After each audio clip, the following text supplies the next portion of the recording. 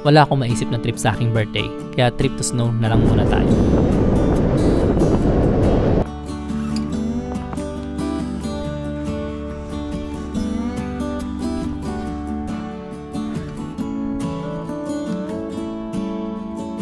One of my dreams na ma-experience ang snow. Kaya ito ako ngayon, ini-enjoy bawat lampi sa akin ng snow.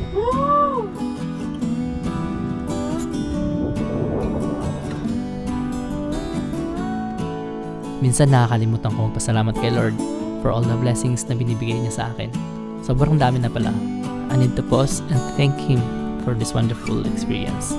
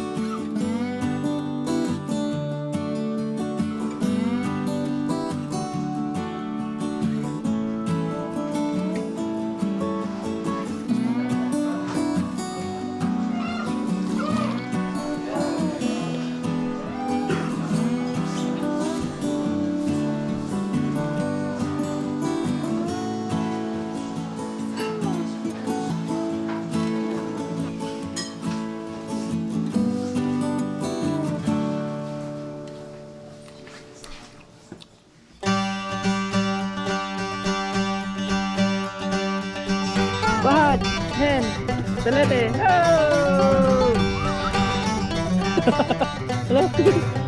Hello.